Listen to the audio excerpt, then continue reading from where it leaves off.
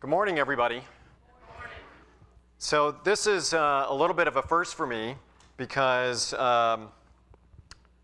this is the first time I've ever given the message for the second time in a place that I've worshiped, because when I did this last time, I was preaching the little piece of the Lord's Prayer when we did the last series. And I kind of made the remark then that I had, at different churches I've been at, I had given the kind of, the lay Sunday message or different things, but no one had ever asked me to come back a second time. So I kind of thought maybe that said something. So this is a really big deal for me. I mean, I actually got to do this a second time, and we'll find out whether that was a good idea or not. But I really think it's great that we do this. James and I were talking about this earlier this week. It's kind of a unique thing that we do in this church, in this congregation.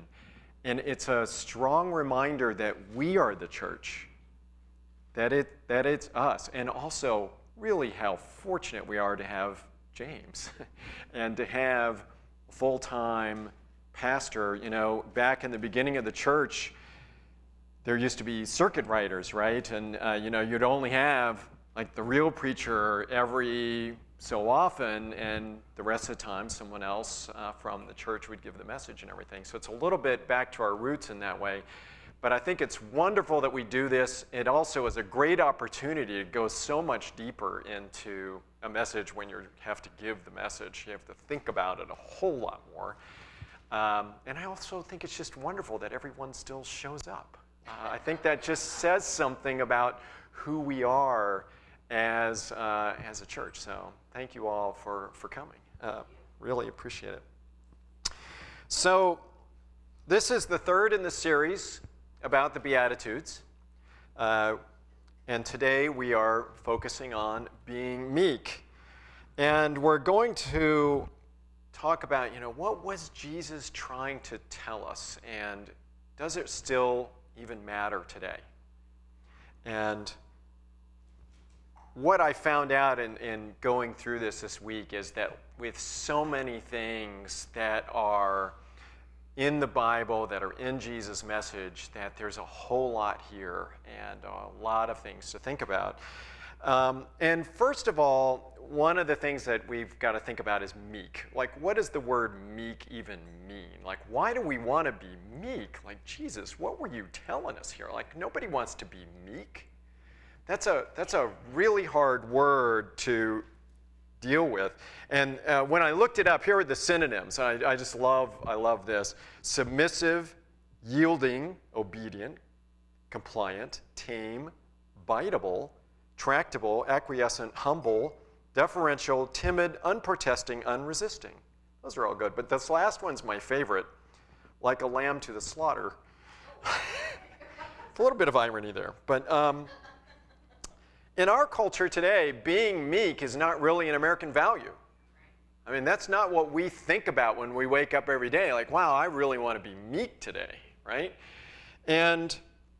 But like with so many things, I think that the word that's been translated into our English version isn't really, I think, what Jesus was talking about in his day. And a lot of the other translations use the word humble in this place. And I think it works a lot better as a way to think about what Jesus was trying to tell us. And we also know that the Bible said, like, Moses was meek, that he was one of the meekest people of his time. Yet Moses was a very strong individual. And so I think you can be strong and be humble. And in fact, it takes a lot of strength to be humble. And so it is possible to both be strong and be humble, and probably the only way to do it. So the next question is, so why was Jesus telling us to be humble? Like, why is this in the Beatitudes? Why is it the third thing? And if you'll bear with me, I think there's sort of two dimensions to this that I thought about as I thought about it this week. And the first is in how we deal with the people around us. That seems like the simplest thing, like let's be humble. But I think there's a much more deeper thought about this in terms of what it means for the journey that we're on and what life is all about. So we also want to remember that what Jesus was saying in the Beatitudes was follow these things to be happy. That be blessed meant be happy. So to be happy, to be humble. Be humble to be happy. So I think one of the ways to think about this is to look at the opposite of humble. I think it makes it a lot easier to figure out what this is about when we think about what it's not about. And the opposite of humble is arrogant. All right? Now, when I was growing up, whenever my dad thought that we were getting a little bit too much of ourselves, he had this song that he would sing, and I can still remember him singing it.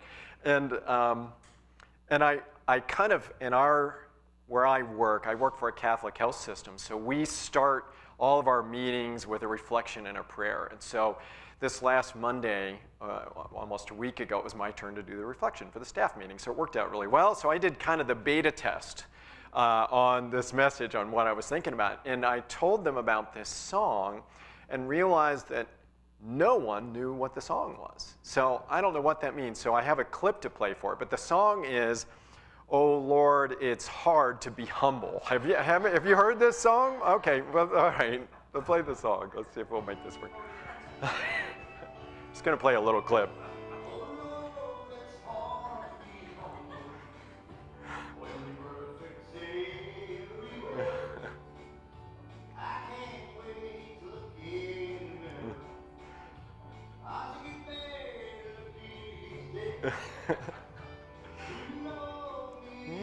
Is to love me, must be a hell of a man. Oh Lord, it's hard to be humble, doing the best that I can. So my dad would start singing this song. Like we would say something, and Dad would be like, "Oh Lord, it's hard to be humble." I'm like, okay, I get the message. So I grew up in the church. I wasn't like James that was excited about going to Sunday school every day, or every Sunday, but we did have all those little perfect attendance pins. But it was more because my mom made me go. But I did like going. I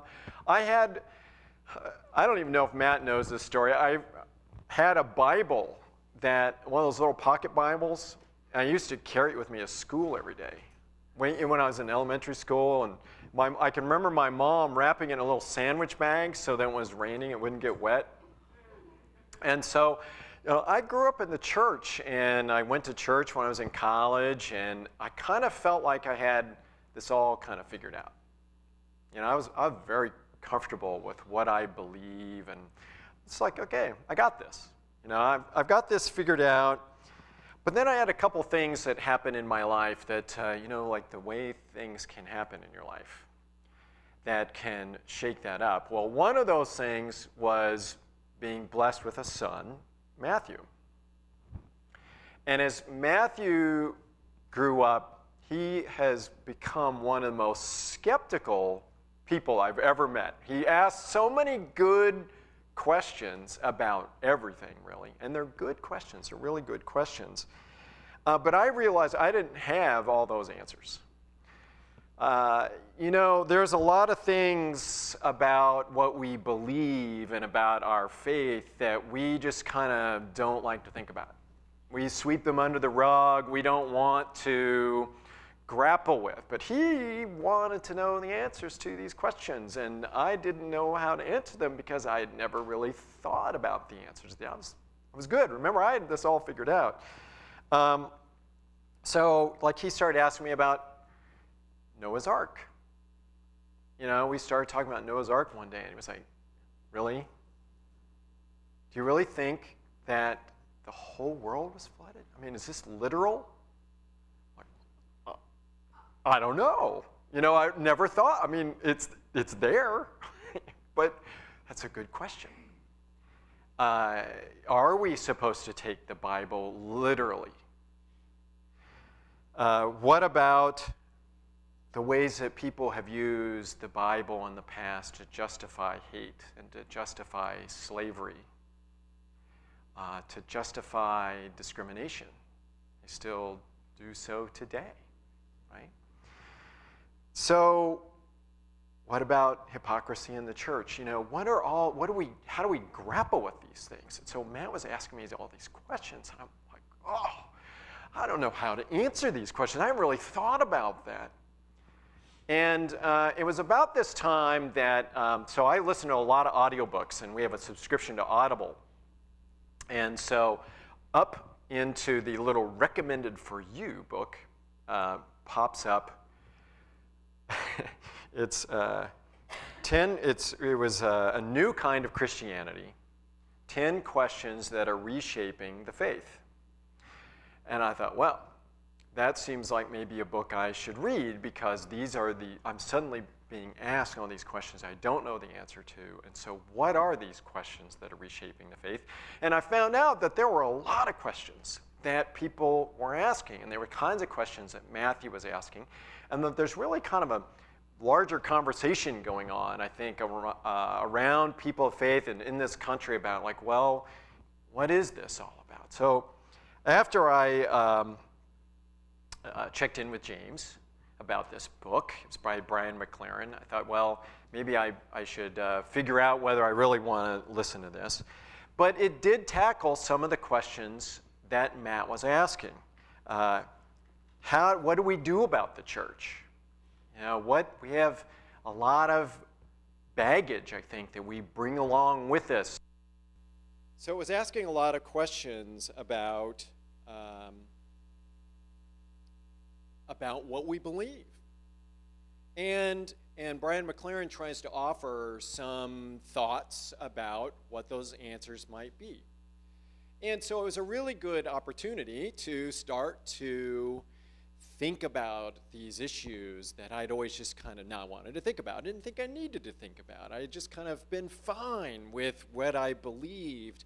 But I realized that there was a whole lot more to this journey, a whole lot of things that I realized I didn't know, that I'd never thought about, and that I suddenly felt like I didn't know anything. You know, like I was just kind of starting over. Like, wow, how did I never think about what is the Bible really about? What is the message? What is the overall message of the Bible? What is happening with the Old Testament God versus the New Testament God? Did he change his mind? Is he a different God? Or was there something different happening? What is that all about? Well, I really thought, as I got ready to do this message about being humble, I thought, well, you know, this is okay for me. I feel like I've got this one. I'm a humble guy. And but you know how your spouses and your family members can be a really good mirror for you, right? And kind of help you be grounded. So that was the case for this one. The first hint I got of this week, the last few weeks actually, was from Catherine. We were at a restaurant, our favorite restaurant, City Kitchen, and we were sitting there, and there's an app that measures your heart rate as part of a heart study. And Catherine had mentioned that she had downloaded it, and I said, oh, I have too. And she opened hers up, and I opened mine up, and she said how many different little submissions that it had sent of data, and hers was like 400 or 500 or something. I was like, well, mine's 800. And she said, you know, you do that all the time. I'm like, what do I do? And she said, well, you do that. You open up, you like to talk about how many times you close your rings and how many times how many miles you've run on the Nike Plus app, more than 10,000. And I thought, well, maybe I'm not as good at this as I think I am. And then I got to thinking a lot more about really what is humble and what is being not outwardly humble, not being a little humble, but really being fully humble. And that's when, if I'm honest with myself, I have to really think about that. And this town's terrible for this, right? Because you've got a lot of people who have done a lot of things in this town, and you can kind of get sucked into it. So I worked on Capitol Hill for 16 years, and I worked for the Senate Finance Committee. I was the chief counsel when we did the Medicare drug benefit. And I'll tell you, if I'm honest with you and honest with myself, a lot of times I think, well, there really wouldn't be a Medicare drug benefit if it wasn't for me. Well, that's really awful, though, isn't it? I mean, come on, there were a lot of people that were involved in that, but the Senate had never passed a Medicare drug benefit before.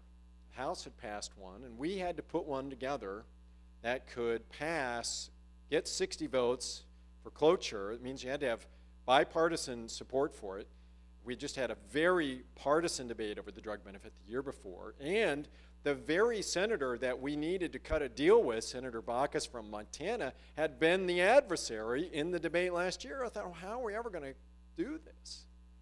But we sat down and figured out a way to blend it together, the Republican version, the Democrat version, and we ended up getting 76 votes in the Senate, which by today's standards is wildly bipartisan. But even by 2003 standards was a strong bipartisan bill. And so we were very proud of that, But I would also, I sometimes catch myself thinking, well, all of the things that we're doing in healthcare today to move to value-based care and try and lower costs and improve quality, that we really started all of that when I was at the Senate Finance Committee. I'm like, seriously? Really? Do you really think that, Mark? It reminded me, we're listening to another book this week, Catherine and I. It's a book that Catherine brought up, and we listened to it in the Jeep on the way to West Virginia this week. It's a book by Anne Lamott, and she talks about being humble this way. She said that it is just get over yourself. I thought, well, that was good. That can apply to me. So get over yourself. So why is Jesus telling us that to be happy, that we need to be humble? So let's start with how we deal with the people around us and what that says about ourselves and how hard it is really if you're arrogant. Everybody knows somebody that's arrogant, right? Think of someone that you know right now that's just really self-centered, really arrogant. I mean, nobody wants to have a friend that's that way. Arrogant people always think that they're right and everybody else is wrong, and they need to prove that, right? They need to prove that the other person's wrong. And do they seem happy? Do we really think that deep down that they're happy? And being arrogant is also about ego, right? It's protecting our ego, it's protecting who we think we are, and making sure everyone else knows that you're better than they are. That's what arrogance is about. And it's also about making sure that you win and they lose. So this audiobook that Catherine and I were listening to is Anne Lamott. The name of the book is Hallelujah Anyway. Rediscovering Mercy. Yeah.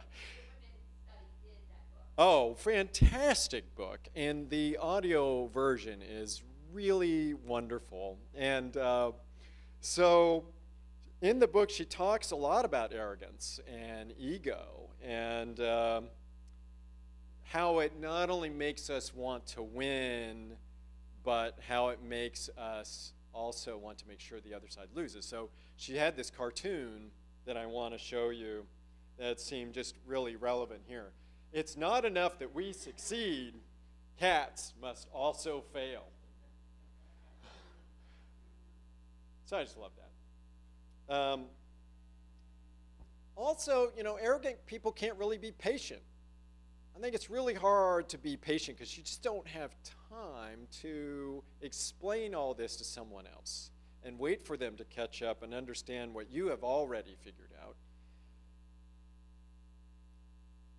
And arrogance also creates enemies, doesn't it? I mean,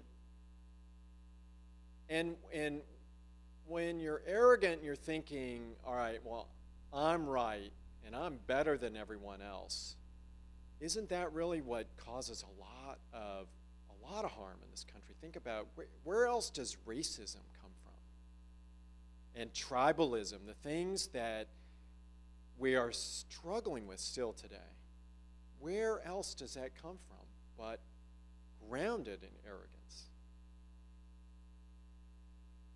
So I also think it's a little hard for us to really understand what it means to be humble when we're in the United States today, when we think about the rest of the world. I mean, look around us. I mean, we have all this technology and wealth, and it's really easy for us to, I think that if we can solve all these problems, if we just work hard enough, that we can do this.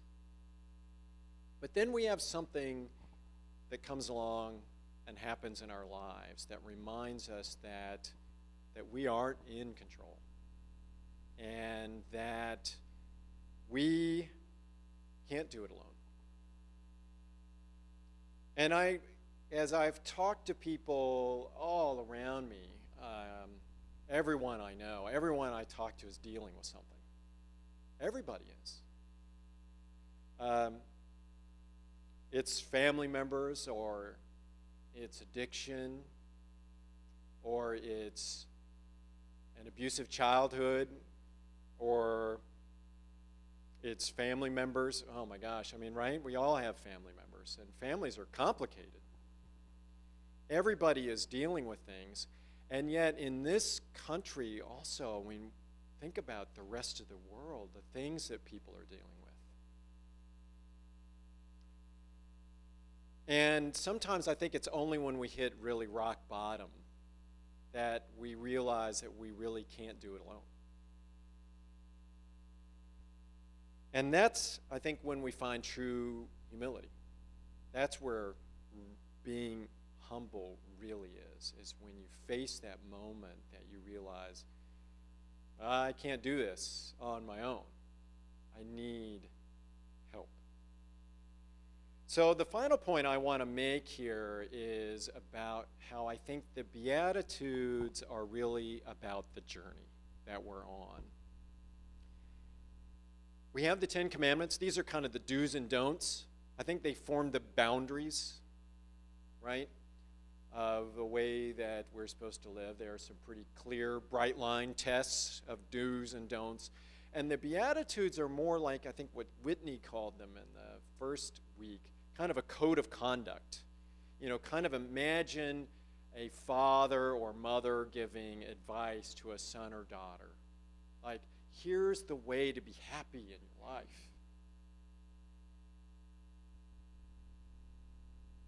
And I think if we think a bit more about arrogance, it also becomes a lot harder to see, or a lot easier to see that really the human life and this journey that we're on is a lot more than about tribes and barriers and building walls and impulse control and, you know, all the things that are defensive and offensive barriers that keep us from getting really to the deeper questions that we need to answer, that we need to think about. And, you know, if you think you're always right, I mean, if I think I'm always right, then why do I need to change? Right? The wineskin I have is good enough. It's better than anyone else's, in fact. And even though that, according to Jesus, it can't hold the new wine, and that you lose the wineskin and the wine.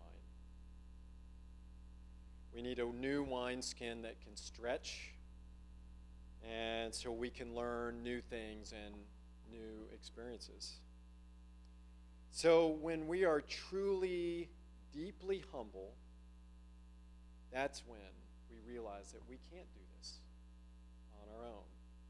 We can't make it by ourselves. without his help. And it's only then when we really surrender. And so I think that's what Jesus was telling us, to be humble. Not just for how we interact with the people around us, but that's important, to be happy. But this call to be humble, it's also not about fake humility or superficial humility. That's our false self talking. Jesus is telling us to have a real, authentic, deep down humility. To put aside all these ways in which we think we have the answers. To put aside our own sense of self-importance. Stop thinking we can do it on our own. To be truly and deeply humble. And it's not easy. It's really not easy. As I discovered in thinking about this week, really, where I thought I'm doing okay on this, and realize it's really not easy. It's really not easy. We have to allow ourselves to be wrong and to ask questions and to learn. So I want you to take this week. I met with James this week and went through, I was exploring all this, and I have to give him credit for these questions, because these were the questions he came up with, really, because he's better at this than the rest of us. So take this week to ask some questions about what you think you know. Are you as humble as you think you are? Are you truly, deeply humble about this journey that we are on? Are there some things that you think you are so sure you know that you can't let go of so that you can't be who God wants you to be? So as we think about this journey that we're on and being humble, I want to close with a prayer that is attributed to Sir Francis Drake sometime around 1577. And what I love about this prayer is that it seems so relevant for today. When I first read it, I thought, well, someone wrote this yesterday. And it was written in 1577. So if you please bow your heads and join me. Disturb us, Lord, when we are too well pleased with ourselves. When our dreams have come true because we have dreamed too little. When we arrive safely because we sailed too close to the shore. Disturb us, Lord, when with the abundance of things we possess, we have lost our thirst for the waters of life. That having fallen in love with life, we have ceased to dream of eternity. And in our efforts to build a new earth, we have allowed our vision of the new heaven to dim.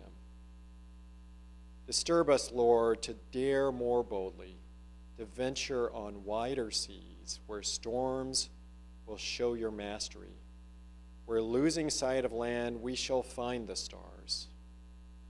We ask you to push back the horizons of our hopes and to push into the future in strength, courage, hope,